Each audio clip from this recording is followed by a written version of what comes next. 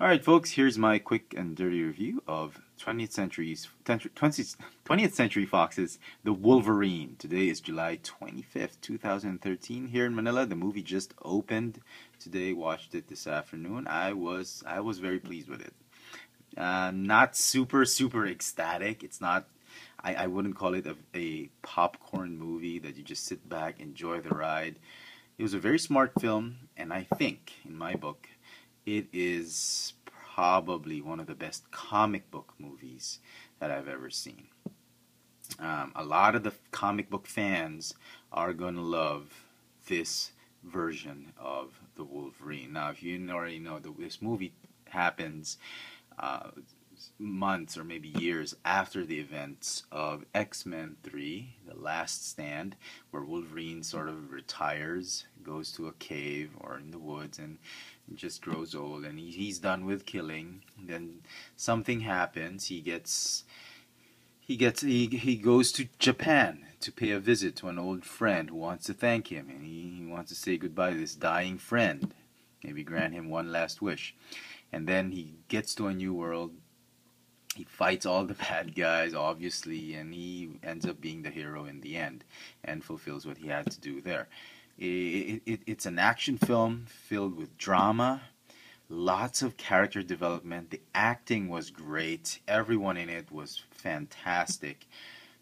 Um, it had its light moments here and there, which was very nice. It was like there was a lot of drama going on, and then you get to a point that, oh my god, this thing is too dramatic. And then something light happens, something humorous happens, which is very nice. I think the director did a good job on this one. The script, it was good enough for me for a comic book movie.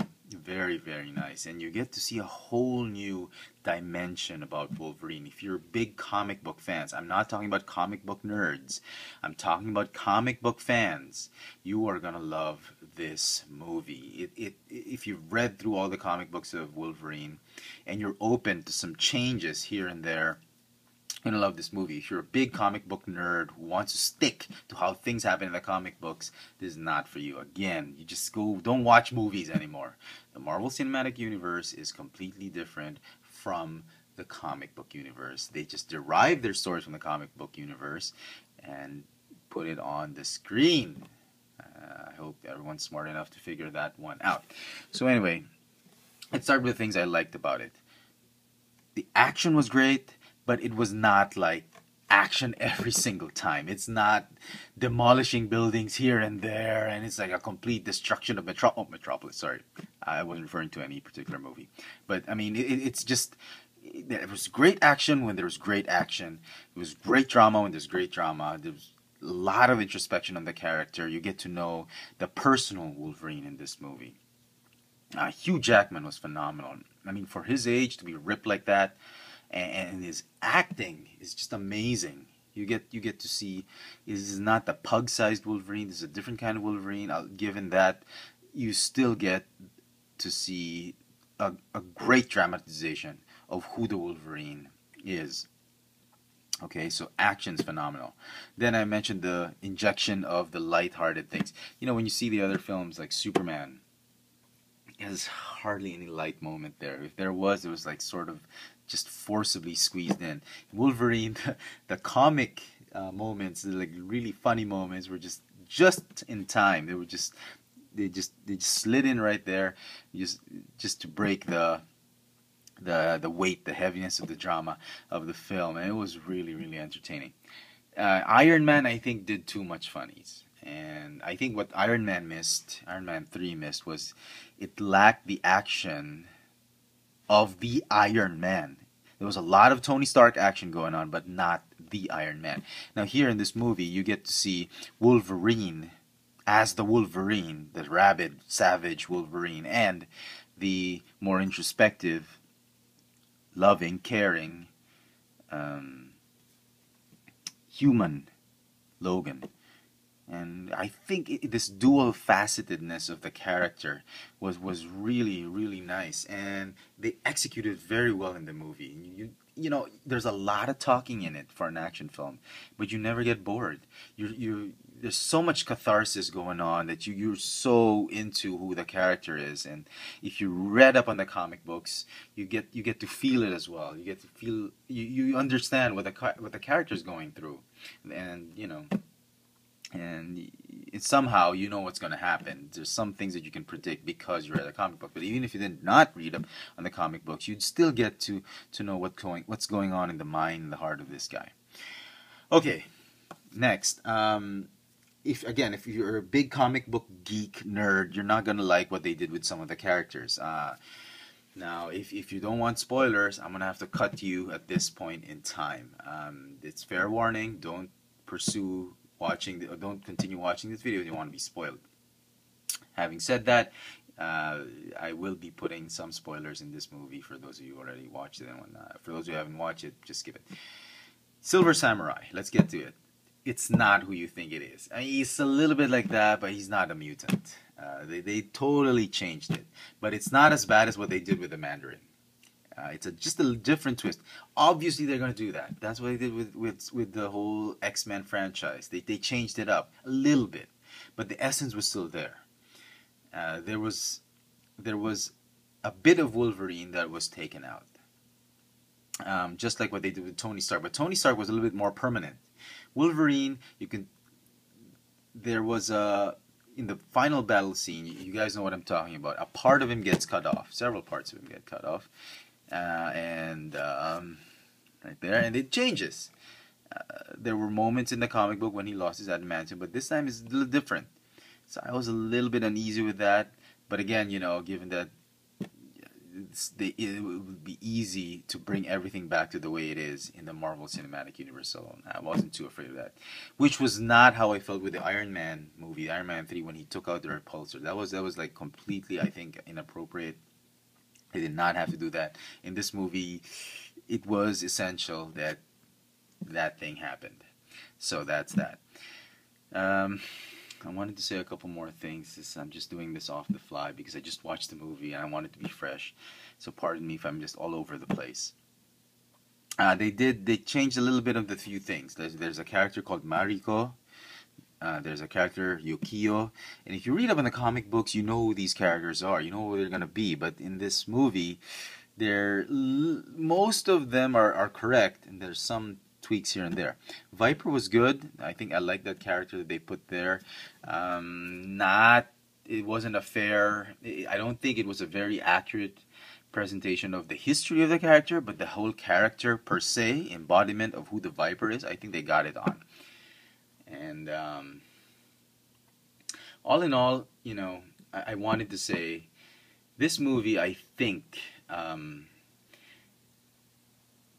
is a little bit refreshing. No, make that quite refreshing, because we've seen a lot of movies with special effects and just destruction here and there. They destroy it, blow up stuff, blow up here and there. Here in this movie, you get to see real action.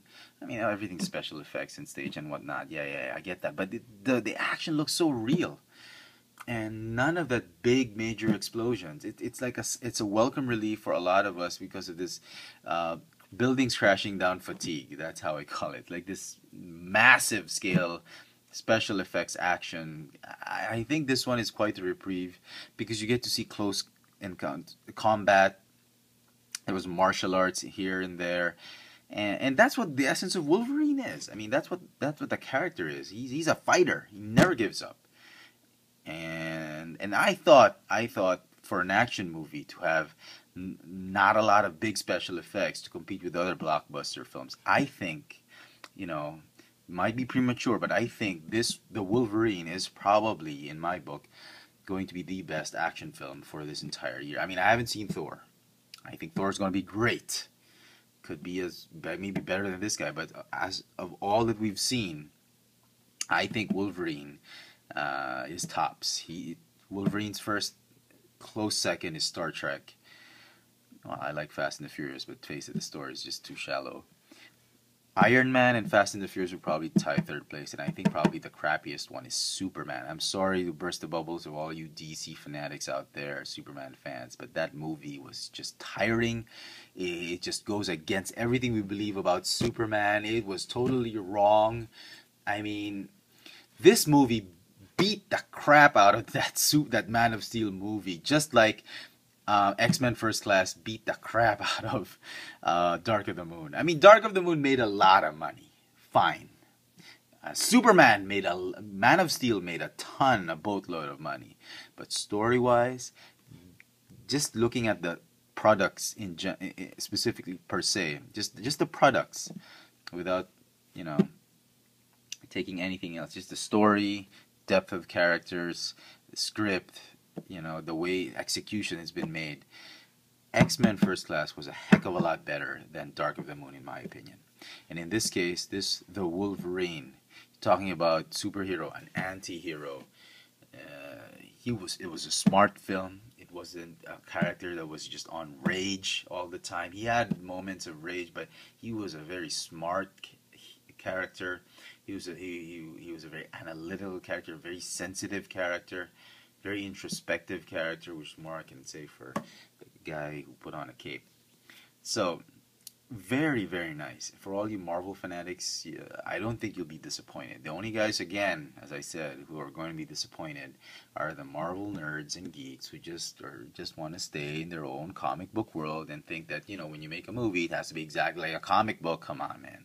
It's not going to happen like that. So there you go. I recommend you watch this film. You have to be over 13 years old, obviously, to watch it. It's a lot of fun. It's a lot of thinking. There's a lot of emotion involved in this film.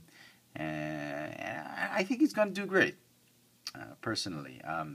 Wolverine, X-Men Origins Wolverine, or this one, I like the action of X-Men Origins Wolverine. It was bam, bam, fast. But in terms of depth, story, character, I think this one's a heck of a lot better. You want a real movie, a comic book movie that has a lot of really good drama, really good action. This is the one you want. If you want a popcorn movie, or if you want a movie that's just exactly like comic books, this is not for you. This movie is for the smart guys. I'm not joking. The thing I'm saying is, if you just want a popcorn film, which is what I like most of the time, I don't want to think inside a movie theater, then there's a whole other bunch of movies out there. But this movie is going to make you think, make you feel, make you appreciate who the Wolverine really is.